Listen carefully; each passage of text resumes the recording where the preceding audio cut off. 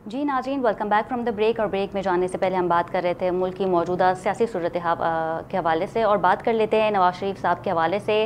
नाज़रीन, जैसे कि हम सब जानते हैं कि 21 अक्टूबर को नवाज़ शरीफ साहब जो है वो तवील अरसे में लंदन में रहने के बाद जो है वो पाकिस्तान आए, और जब वो लाहौर आए तो उनका इस्तकबाल बहुत ही जोश व खरोश के साथ किया गया। फिर आम इंतखाबात हुए। फिर आम इंतखाबात में हमने देखा कि मियाँ साहब उस तरह नज़र नहीं है जिस तरह इंडिया दिया जा रहा था कि वो मुल्क के वज़ीर आज़म बनेंगे, लेकिन उनके भाई शहबाज शरीफ साहब जो हैं वो वज़ीर आज़म बन गए, और मरियम साहिबा जो हैं वो पंजाब की वज़ीर आला बन चुकी हैं। इस वक्त तो पार्टी को देख रहे हैं, सदर है पार्टी के, लेकिन अब ये खबर मौसूल हो रही है कि मियाँ मोहम्मद नवाज शरीफ साहब जो हैं वो लंदन जा रहे हैं मुआयने के लिए। इस बात में कितनी सदाकत है जान लेते हैं। हमारे साथ टेलीफोन लाइन पे मौजूद है मुस्लिम लीग नून के सीनियर रहनुमा निसार चीमा साहब। सबसे पहले तो बहुत शुक्रिया निसार साहब आपके वक्त का। जी शुक्रिया जी। निसार साहब, ये बातें हो रही हैं कि क्योंकि नवाज़ शरीफ साहब आप और हम बखूबी जानते हैं कि 3 बार वज़ीर आज़म बन चुके हैं मुल्क के, और अब वो दोबारा लंदन वापस जा रहे हैं, और बताया जा रहा है कि वो मुआयने के लिए जा रहे हैं। इससे कबल अगर हम माजी में देखा जाए तो मियाँ मोहम्मद नवाज शरीफ गए ज़रूर थे मुआयने के लिए, लेकिन वो तवील अरसे बाद आए, और जब वो वापस आए तो उस वक्त आम इंतखाबात जो है वो अनाउंस हो चुके थे। तो क्या लगता है आपको कि मियाँ साहब मुआयने के लिए जा रहे हैं, और किस हद तक जो है वो उनकी वापसी हो जाएगी वापस? कब तक वो वापस आ जाएंगे? देखिए, आपके इल्म में है कि मियां नवाज शरीफ साहब जो हैं वो कई किस्म के मेडिकल इश्यूज को फेस करते रहे हैं, बड़े अरसे से कर रहे हैं। बिल्कुल। और उसके लिए चेकअप के लिए जाना ऐसी कोई अजीब बात की अनहोनी बात नहीं है। बिल्कुल। लेकिन जहाँ तक देखें मुल्क की सूरत हाल का ताल्लुक है, वो शख्स जो इस वक्त जो मुल्क का सबसे मकबूल लीडर रहा है, मुल्क का जो 3 बार वज़ीर आज़म रहा है, बिल्कुल जाहिर है कि उसको मुल्क के हालात के बारे में तशवीश होना जो है एक बिल्कुल फितरी बात है। बिल्कुल उन्हें तशवीश है, और वो मैं आपको बताऊं कि मेरी अपने जो इतला है, जो मेरी अपनी इंफॉर्मेशन है, उसके मुताबिक तो वो हकीकत ये है कि मियाँ साहब ने तो बड़े बावकार आदमी है। बिल्कुल। वो नहीं चाहते थे कि हम हुकूमत लें। मैं आपको बताऊं कि वो उनकी अपनी जाती राय यही थी कि हमें अपोजिशन में बैठना चाहिए, और ये हुकूमत जो है इनको इमरान खान और उनके साथियों पीटीआई को देनी चाहिए। और ये है कि ये सच्ची बात यह है कि उन्होंने पीटीआई ने क्या डिलीवर करना था, जो 3.5 साल 4.25 साल में उन्होंने डिलीवर किया, जो सारा अरसा जो है वो गालम गलोच से इबारत था, झूठे नारों झूठे वादों से इबारत था, इंतकामी कार्रवाइयों से इबारत था, और ये है कि अपोजिशन को दीवार से लगाने से इबारत था, और बदतरीन महंगाई, बदतरीन लाकानूनियत, और फिर बदतरीन सबसे ज्यादा तारीख में कर्जे लेने का रिकॉर्ड भी उन्होंने कायम किया। तो बात यह है कि उनकी क्या गवर्नेंस थी, बदतरीन गवर्नेंस थी। इनको एक बार मौका मिलता, कौम फिर देख लेती, और जो लोग जो है इनका ये है कि उनके अभी तक पुलिस में है, उनके शहर में मुब्तला है, वो जो है उनकी आंखें खुल जाती। जैसे ये है कि वो 3.5 साल में काफी हद तक खुल गई थी। हम अगर ये है कि वो हुकूमत ना लेते 16 महीने की, तो बिल्कुल पीटीआई का नाम निशान बैठ जाना था। मैं आपको बताऊं, कोई इनका टिकट लेने के लिए तैयार नहीं था। अब भी ये है कि मियाँ नवाज शरीफ जो है वो बड़े मुदब्बर आदमी है, दूरदेश हैं, और उनकी मैं समझता हूँ कि उनकी राय बहुत बदली थी कि मुस्लिम लीग नून को बाकी पार्टियों के साथ मिलकर हुकूमत नहीं लेनी चाहिए, हमें अपोजिशन में बैठना चाहिए, और ये है कि पीटीआई अगर जीती है तो उसको हुकूमत देनी चाहिए। अच्छा, ये जो निसार साहब आप अभी गुफ्तगू कर रहे हैं, तो जो हमारे पास जो ज़राए से इत्तलात आई हैं, और ज़राए का मतलब यही होता है कि ये बातें उस हद तक कंफर्म नहीं है। तो कुछ हमारे सीनियर साफ़ी हैं, अगर मैं सिद्दीक जान की बात करूं, आप भी जानते होंगे, तो उनके व्लॉग में भी मौजूद, उन्होंने प्रोग्राम भी किया है। उनका ये कहना था कि नवाज शरीफ साहब को एस्टैब्लिशमेंट ने ये कहा था कि आपको पीडीएम की हुकूमत बनानी पड़ेगी और आपको हुकूमत में आना पड़ेगा। अगर आप इमरान खान साहब की हुकूमत ख़त्म करने में नाकाम हो जाते हैं तो फिर नून लीग दोबारा इक़्तिदार में नहीं आएगी। जिसमें नवाज शरीफ साहब ने कहा कि ठीक है जी, हम पीडीएम की हुकूमत बनाते हैं। फिर सदर बनाया गया मौलाना फजल रहमान को, तो फिर वो सारी बातें, मतलब उसका कोई वजूद नहीं तमाम बातों का। देखिए, गुजारिश ये है कि हुकूमत किसने बनानी है, ये फैसला करने का हक जो है वो अवाम का है। हक की हुक्मरानी अवाम का है, और अवाम से ये हक कोई नहीं छीन सकता। ये फैसला जो है, ये देखे ना कि कोई एस्टेब्लिशमेंट फैसला करे या कोई और इदारा फैसला करे, ये देखे ना, ये सोच ही गलत है। ये फैसला करने का हक और इख्तियार जो है अवाम को है। अवाम ने जिनको वोट दिया उनको हक है हुकूमत बनाने का। तो बात हमें कोई पसंद हो या ना हो, मैं यानी मेरी इतला यही है, मेरी जो इंफॉर्मेशन है वो यही है कि मियाँ साहब की अपनी राय यही थी कि हमें अपोजिशन में बैठना चाहिए, हमें हुकूमत नहीं लेनी चाहिए, और पीटीआई को हुकूमत दे, उनसे कहें कि वो हुकूमत बनाए, और हुकूमत अगर वो बनाते तो अब तक उनके गुब्बारे से राह निकल चुकी होती, मैं आपको बताऊं। अच्छा ये जी सर कंटिन्यू। तो बात यह है कि जो मुल्क की हालात हैं, देखें दो बहुत बड़े इश्यूज हैं इस वक्त, ये पूरी कौम उसको फेस कर रही है। और उसके बारे में मुल्क का सबसे एक मकबूल लीडर जो रहा है, जो 3 बार वज़ीर आज़म रहा है, वो उससे लाताल्लुक नहीं रह सकता। उनकी तशवीश बिल्कुल फितरी है कि देखें लाकानूनियत इतनी बढ़ गई है। आप ये देखें कि ये चोरी, डाका, राजनी, ये जो है आए दिन ये जो है ये स्ट्रीट क्राइम इस तरह बढ़ गया, और फिर दहशत गर्दी इतनी बढ़ गई, आपके सामने है। ये नहीं है कि हर मुल्क के हर हिस्से में, हर जिले में, हर तहसील में, हर थाने में ये सूरत है। और फिर ये उसके बाद दहशत गर्दी, कच्चे के डाकुओं से लेके आप देखें बलूचिस्तान में जो कुछ हुआ है। तो बात यह है कि ये जो एक लहर है क्राइम की और दहशत गर्दी की, उसके हवाले से मियां नवाज शरीफ कैसे लाताल्लुक रह सकते हैं। दूसरी जो बात है वो ये है कि जो महंगाई है, जो ये है कि कमर तोड़ महंगाई है, खास तौर पे ये जो है ये जो बिजली के बिल हैं जो नाकाबिले बर्दाश्त हैं, जो अवाम देने के काबिल नहीं है। तो इस हवाले से ये है कि मियां नवाज शरीफ की तशवीश भी बिल्कुल बजा है, और उनकी ख्वाहिश है, और हुकूमत को वो ये कहते भी रहते हैं कि भाई अवाम को रिलीफ दो, अवाम को रिलीफ दो। तो बात यह है कि देखें, यह है कि ये जो दो बड़े जो इशूज हैं कि लाकानूनियत, क्राइम रेट जो है वो अनप्रेसिडेंटेड हो गया है, बहुत हाई हो गया है। और दूसरी तरफ ये है कि जो जिस तरह मैंने कहा महंगाई, और खास तौर पर सबसे पहले तो चीमा साहब मुझे इस बात की बहुत ज़्यादा खुशी है, वो ये कि आप मेरे प्रोग्राम में तमाम बातों को इंडोर्स कर रहे हैं जो आवाम के इशूज़ है। आप खुद कह रहे हैं कि मियाँ साहब को तशवीश है, और तशवीश की वजह यह है कि महंगाई जो है वो आसमान से बातें कर रही है, बिजली के बिलों में भी इजाफा कर दिया गया है। तो मुझे इस बात की खुशी है कि आपने तमाम चीज़ों को देखिए, मियाँ साहब को तशवीश है वो बात हम आपकी समझ गए, लेकिन क्योंकि शहबाज शरीफ साहब उनके भाई हैं, मरियम साहिबा वज़ीर आला पंजाब है, इस हवाले से बातचीत हुई होगी नवाज शरीफ साहब की शहबाज शरीफ साहब से कि अवाम को रिलीफ कैसे दें, या तो फिर ऐसा तो नहीं है कि मियां मोहम्मद नवाज शरीफ साहब को बिल्कुल ही साइड पे कर दिया गया है शहबाज शरीफ की जानिब से, और अब वो नाराज़ होकर जो है वो लंदन जा रहे हैं, कहीं ऐसे तो मामलात नहीं हैं? देखिए बात यह है कि मियां नवाज शरीफ को लोगों के दिलों से तो कोई नहीं निकाल सकता। वो मुस्लिम लीग नून के जो लीडर वही हैं, मुस्लिम लीग नून का जो वोट बैंक है वो मियां नवाज शरीफ के नाम पे ही है। तो उनको कोई दिलों से नहीं निकाल सकता, उनको कोई साइड लाइन नहीं कर सकता। तो बात यह है कि लेकिन जिसमें मैंने कहा कि वो अवाम के मसाइल की वजह से उन्हें तशवीश है, वो फिक्रमंद हैं, सच्ची बात यह है। और देखिए अगर आप मुझसे पूछे कि क्राइम को कंट्रोल करना क्या नामुमकिन है, बिल्कुल मुमकिन है, बहुत आसान है, कोई मुश्किल नहीं है, और उसका 2 हरफी फार्मूला है। बात यह है कि अगर हमारे वज़ीर आज़म और चारों वज़ीर जो है ये 5 अफराद तैयार कर लें कि हमने क्राइम को कंट्रोल करना है, तो 1 हफ्ते का मसला है। मैं आपको बताऊं वजह कि क्या तरीका क्या है। तरीका ये है कि ये 5 अफराद बैठे सर जोड़ के, और ये है कि फैसला कर लें कि हमने हर सूबे में IG मेरिट पे लगाना है। मेरिट क्या है? मेरिट ये है, मेरिट ये नहीं है कि वो जो है जिस तरह मेरी असूल तो ये ना कि right man for the right job. Merit ये है कि जो आप जो पुलिस अफसर लगाए या जो भी तैनातियां करें, मेरिट पे भर्तियां नहीं हुई हैं। मेरी बात सुन ले कि सबसे पहले जो बंदा जो आप लगाएं वो ऑनेस्ट हो, फिर कॉम्पिटेंट हो और दलेर हो। ये 3 खूबियां जो हैं ये जरूरी हैं सीनियरिटी के अलावा। ये 3 जो हैं वो IGS मेरिट पे लगाए, स्टेट बुनियाद पे लगाएं। उसके बाद ये तैयार कर ले सारे चीफ मिनिस्टर IG कि हमने RPO, DPO, CPO सारे जो है इसी मेरिट पे लगाने हैं। दलेर अफसर, ज्यादादार अफसर और काबिल अफसर। तो मैं कहता हूं कि 1 हफ्ते के अंदर अंदर पूरे मुल्क से क्राइम खत्म हो सकता है, या मिनिमम लेवल पे आ सकता है। लेकिन यह कि अगर अफसरान जो है खुश लगेंगे, जो खुशामद ज्यादा करता है उसको लगाया जाए, पर्सनल लाइकिंग और डिसलाइकिंग की बुनियाद पे लगाया जाए।